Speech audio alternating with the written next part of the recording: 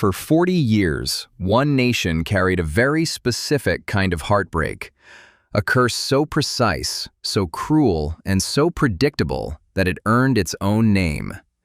In Mexico, they call it El Quinto Partido, the fifth game, because for 4 decades, that is exactly where the dream always died.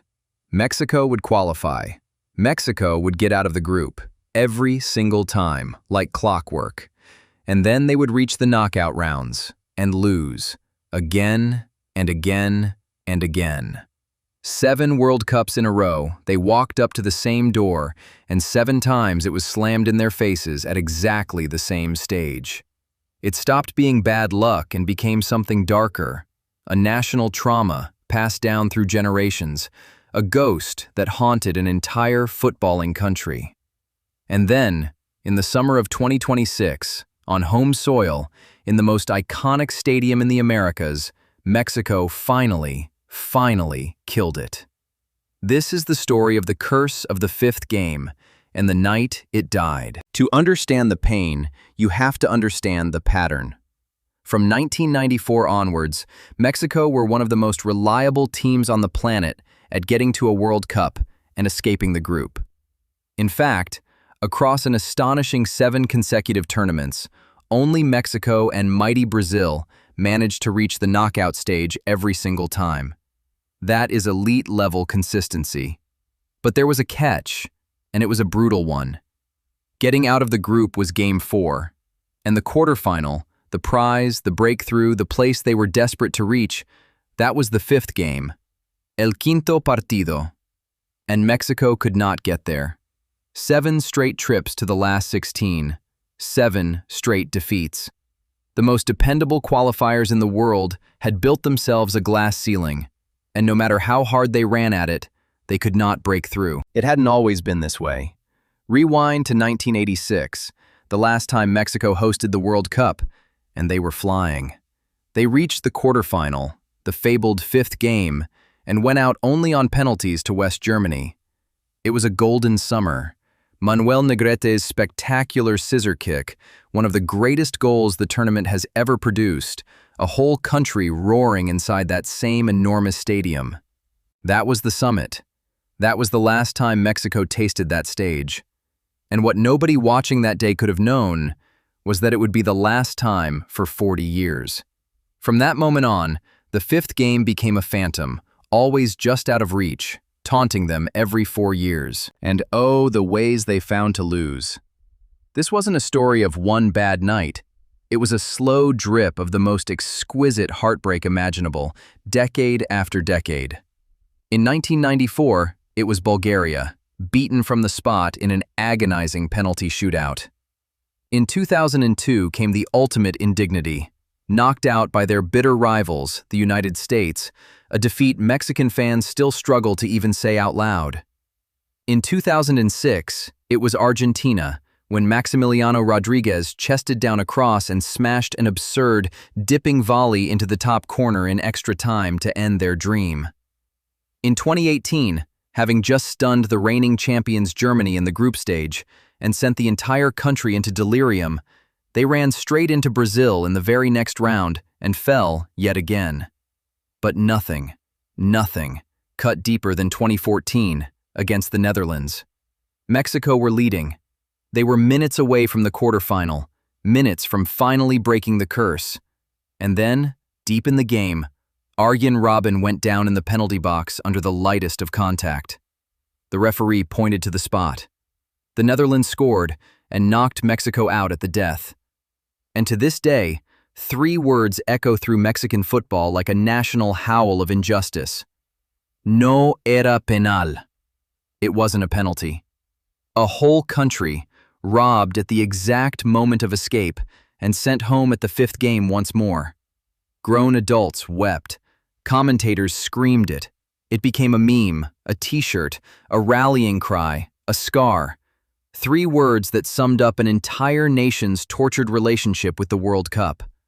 So close, and then robbed. Over and over and over again. That is what a curse actually is. It is not magic. It is a pattern that carves itself so deep into the mind of a team and its supporters that it becomes a prison.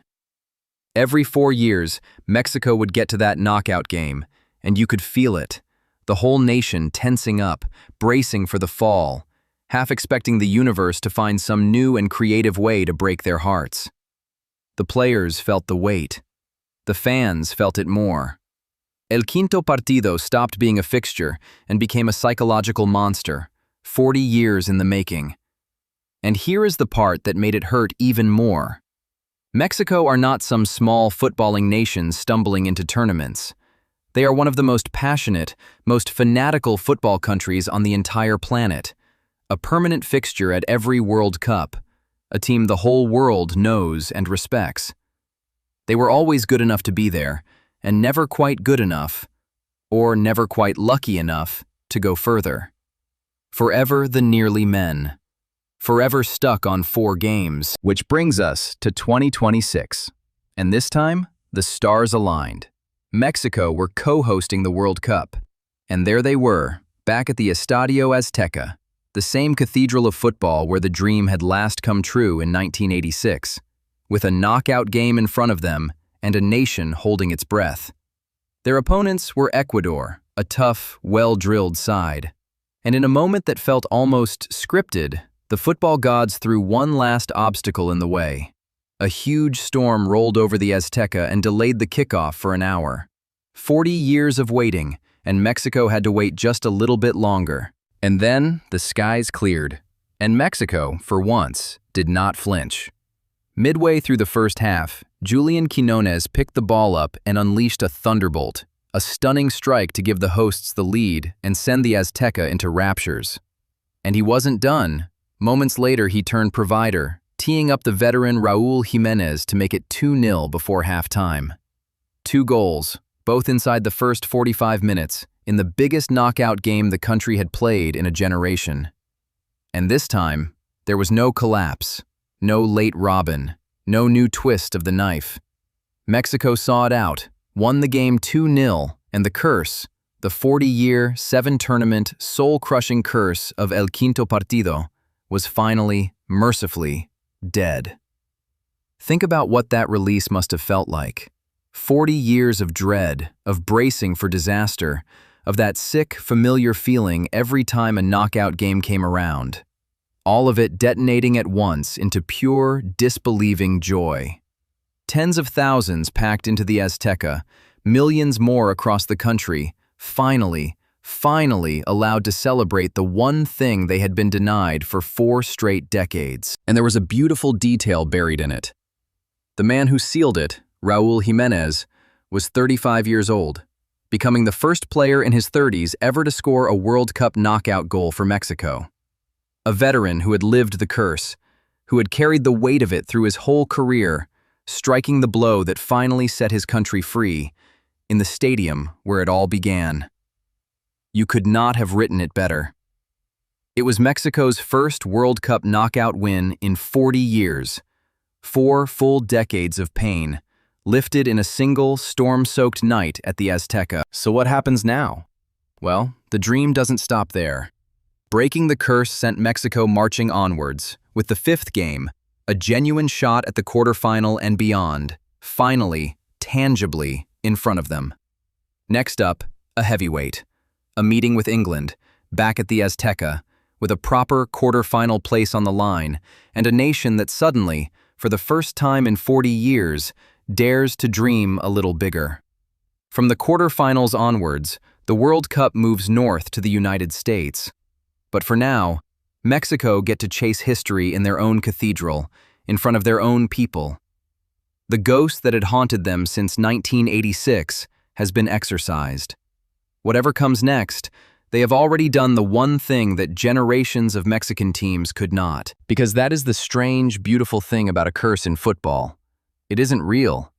Right up until a nation has lived inside one for 40 years, losing at the same painful stage over and over until it feels less like sport and more like fate. Mexico carried theirs for longer than most players' entire careers.